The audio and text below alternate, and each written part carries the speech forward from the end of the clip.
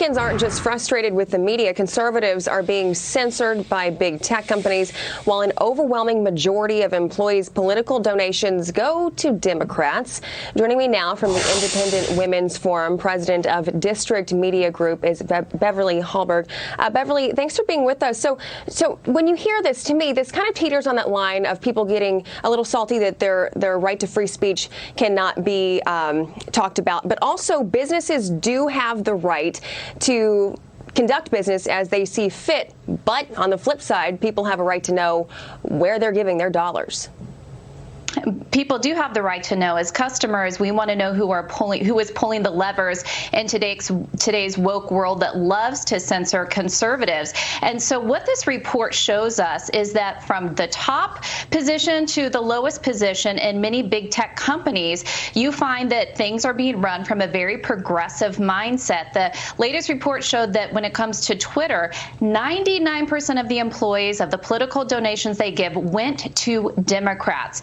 And so that's just a shocking number, even though we know that there is bias in these companies. When you see that number, 99%, it really puts into perspective that the employees are making decisions on what is allowed on Twitter, what isn't allowed on Twitter, based on being in a silo. Even if they think they aren't being biased, when you are only surrounded by one perspective, it's hard for them to be able to even determine what other people think.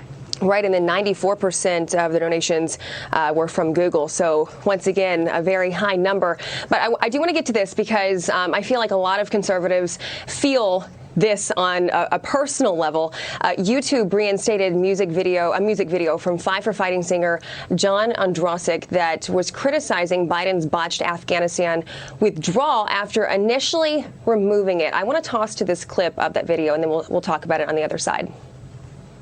They're still American. Please, sir, please.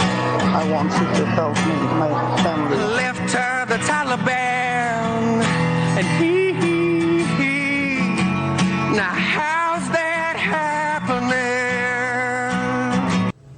Okay, so that was the video that was removed. YouTube's response after putting it back up, they said, "This was our mistake and we've reinstated your video. So sorry this happened, and thanks for being patient while we work this out." Okay, so it was put back up, but you never really hear of people on the left and all of their stuff being pulled from the internet. So what gives here?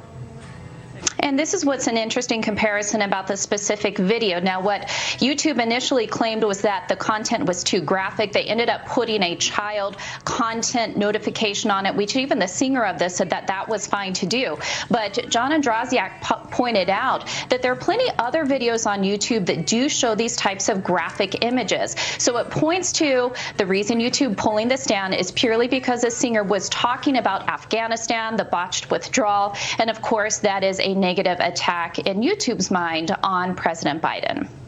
Okay, so we have about 35 seconds or so, but I do want to ask you this question. Obviously, these platforms, they can, do what they want, essentially. But you've got people like Joe Rogan now who are going over to Getter.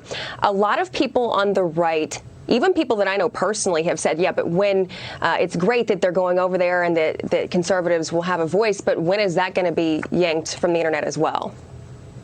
Well, here's the thing we have to keep in mind is when we have people going over to alternative sites, you just mentioned Getter, which, by the way, reached 1 million users on Friday, which is great.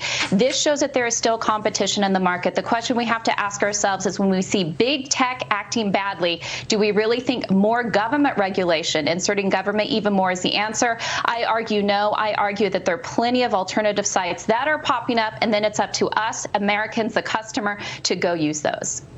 Okay, Beverly Hallberg, on a very hot topic here this morning. Thanks for being with us. Thank you.